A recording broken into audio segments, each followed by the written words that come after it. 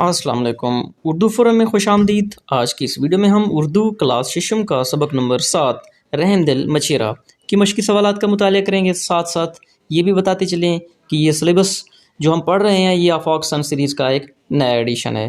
Lecture start करने से पहले आपसे गुजारिश है, हमारे इस चैनल पर नए हैं तो इसको ज़रूर सब्सक्राइब कर लें ताकि इसी तरह की इंफॉर्मेटिव वीडियोज़ आपको देखने को मिलती रहें। तो चलते हैं लेक्चर की तरफ।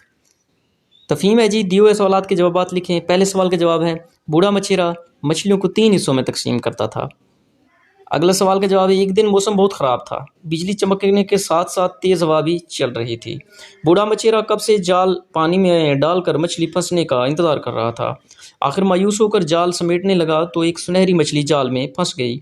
उसने मछेरे से कहा कि मुझे जाने दो, मैं इकलौती बेटी हूँ। बूढ़े मछेरे ने उसे इसको जाने दिया। मछली को बूढ़े आदमी की रहमदिली बहुत पसंद आई। बुढ़िया के लालच की वजह से उससे उसका सब कुछ छिन गया। इसका आलीशान घर और माल दौलत सब चला गया। अगले सवाल का जवाब है, अगर मुझे कोई जादुई मछली मिले तो मैं उसकी मदद से गरीबों की मदद करूँगा।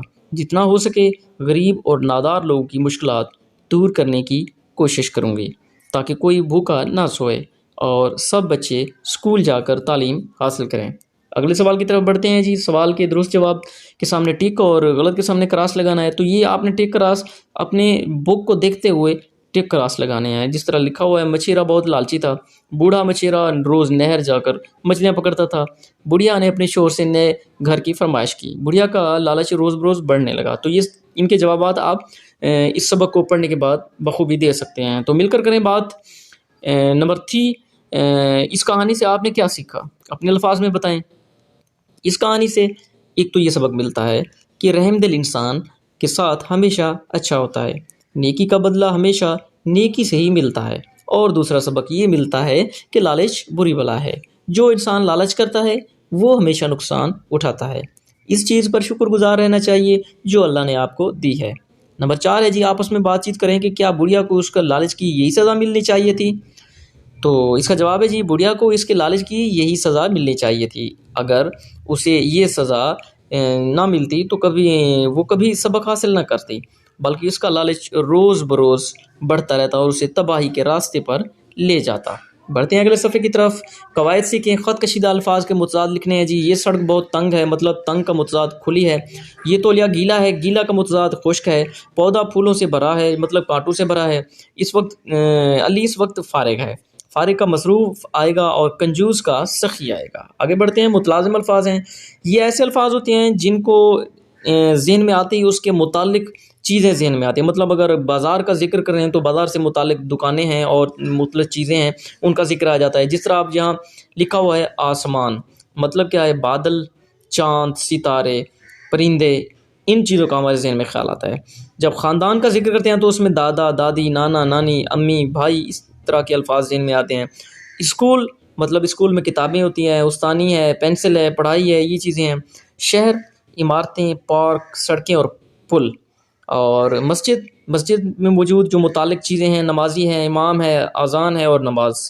तो अगले सवाल की तरफ बढ़ते हैं। लिखना सीखे हैं जी। हम अपने माशरे को कैसे बेहतर बना सकते हैं, इस मौजू पर 2 दोस्तों के दरमियान मुकालमा लिखें। सना, अस्सलाम वालेकुम, क्या हाल है निदा। निदा, वालेकुम सलाम, मैं बिल्कुल ठीक हूँ, तुम कैसी हो। मैं भी बिल्कुल ठीक हूँ निदा, तुम्हारा शुक्रिया।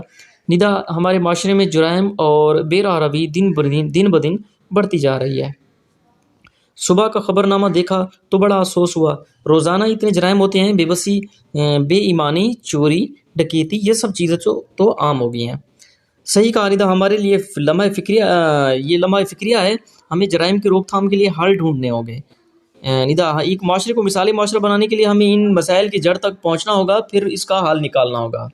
और सना, माशरे की बिगाड़ की सबसे बड़ी वजह कम इल्मी और जहालत है। हमें अपने माशरे में तालीम को आम करना होगा।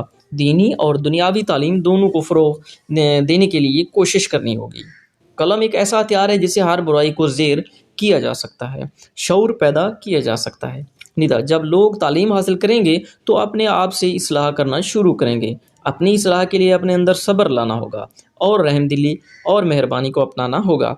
हमारे प्यारे नबी सल्लल्लाहु अलैहि वसल्लम आला इखलाक की बेहतरीन मिसाल हैं। दीन की तालीम आम होने से हम इखलाकियात के बुनियादी असूल सीख सकते हैं। अपने गुस्से को काबू रखना, दरगुजर करना, اور صبر کا دامن ہاتھ سے نہ جانے دینا، یہ سب اچھے اخلاق سے ہی ممکن ہے۔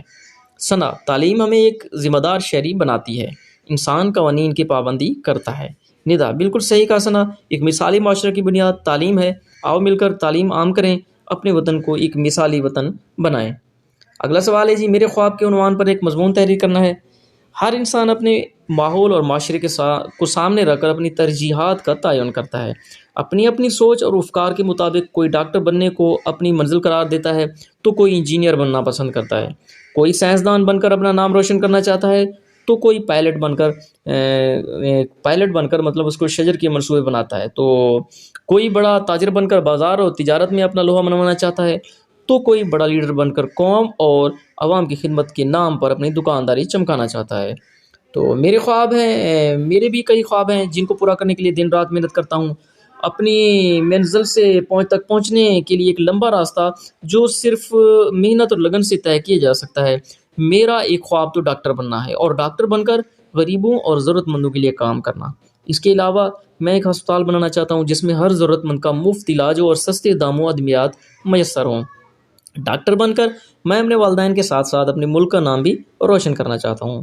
اس میدان میں ایسی ایجادات اور اقدام کروں جو پہلے کسی نے نہ کیے ہوں اور انسانوں کے لیے آسانی کا ذریعہ ہوں۔ ہمارے دین میں قرآن مجید کی روشنی میں ہماری منزل بھی متعین ہے اور راہ بھی بہت صاف ہے۔ منزل پر پہنچ گئے تو کسی سے صلے کی تمنا رکھنے کی ضرورت ہے اور نہ ہی ستائش کی طرف توجہ، اور اگر منزل پر پہنچ نہ پائے تو اس کی راستے کی کوشش اور اس وادی کا سفر نفع سے خالی نہیں ہے۔ قرآن مقدر نے والقدر کرمنا بنی آدم کہہ کر ہماری منزل متعین کر دی ہے کہ ڈاکٹر، تاجر، انجینئر وغیرہ بعد میں بننا، پہلے اپنے آپ کو انسان بنانے کی کوشش کرو، اس لیے کہ اس سے بڑا مقام، مرتبہ اور رفعت و بلندی کا تصور بھی نہیں ہو سکتا۔ انسان مسجود و ملائک کے حقیقی منصب اور عہدے کو سنبھال لے۔ بس میرا نصب العین ابتدا سے انتہا تک یہ ہے کہ میں اس سرزمین میں ہر وہ کام کروں جس سے میرا رب مجھے اپنا بندہ کہہ دے، زمین پر ہر طرح سے عدل و انصاف کروں، احکام الہیہ کو قائم کروں اور ہر وہ کام کروں جو انسانیت کی خدمت میں ہو، جس میں انسانی اقدار کی اہمیت، اخلاقی قدروں کی تربیت، سوز جگر اور درد انسانیت ہو۔ تو بڑھتے ہیں اگلے سوال کی طرف۔ درد دل کے واسطے پیدا کیا انسان کو، ورنہ طاعت کے لیے کچھ کم نہ تھے کروبیاں۔ تو ابھی آگے یہ سوال رہتا ہے، انسانیت کی خدمت ہی ہماری اولین ترجیح اور خواب ہے، اور ان خوابوں کو پورا کرنے کے لیے اگر ڈاکٹر نہیں بن سکوں تب بھی ان خوابوں کو پورا کرنے کی ٹھان لی ہے۔ اللہ میرے خواب پورے کرنے میں میری مدد فرمائے، آمین۔ آغاز اور انجام کا خیال دھیان رکھتے ہوئے سبق رحم دل مچیرہ کو کہانی کے انداز میں اپنے الفاظ میں بیان کریں۔ ایک دفعہ کا ذکر ہے کہ ایک دور کے ایک گاؤں میں کہیں ایک مچیرہ رہتا تھا۔ وہ بہت رحم دل اور خدا ترس تھا۔ وہ جتنی بھی مچھلیاں پکڑتا ان کو 3 حصوں میں بانٹتا، ایک حصہ خود رکھتا، ایک غریبوں کو دیتا اور ایک حصہ بیچ کر پیسے کماتا۔ مچیرہ جتنا رحم دل تھا، اس کی بیوی اتنی جھگڑالو اور لالچی تھی۔ ایسا وقت آیا کہ مچیرہ بیمار رہنے لگا، مگر اپنی بیوی کے لیے وہ بیماری کے حالت میں بھی مچھلیاں پکڑنے ضرور جاتا۔ ایک دن موسم خراب تھا، تیز ہوا اور بجلی چمک رہی تھی۔ کافی دیر انتظار کرنے کے بعد بھی مچھلی نہیں پھنسی۔ جب وہ جال نکالنے لگا تو ایک سنہری مچھلی جال میں پھنس گئی۔ مچیرہ خوش ہو گیا، لیکن مچھلی نے التجا کی کہ مجھے چھوڑ دو، میں اپنے والدین کی اکلوتی بیٹی ہوں۔ تو اس پر مچیرے کو رحم آ گیا اور مچھلی کو جانے دیا۔ مچھلی نے انعام کے طور پر مچیرے کو کھانے اور انعامات دیے اور کہا کہ جب بھی کسی چیز کی ضرورت ہو تو اس کو پکارے، وہ اس کی مدد کرے گی۔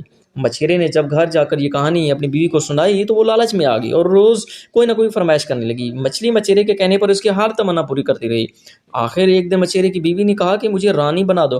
جب مچھلی نے یہ سنا تو اس نے مچیرے سے کہا کہ یہ ناممکن ہے اور تمہاری بیوی کا لالچ روز بروز بڑھتا جا رہا ہے، اب اگر اسے سبق نہ سکھایا گیا تو وہ تباہی کی طرف چلی جائے گی۔ مچیرہ جب گھر پہنچا تو اس نے دیکھا کہ اب اس کا گھر خالی ہو چکا تھا۔ عالیشان مکان کی بجائے وہی پرانا گھر، پرانی چیزیں تھیں۔ مچیرہ تو شکر گزار انسان تھا، وہ پہلے ہی خوش تھا اور اس حال میں بھی خوش تھا، مگر اس کی بیوی کو عمر بھر کے لیے سبق حاصل ہو چکا تھا اور وہ اپنے لالچ پر بہت پچھتا رہی تھی۔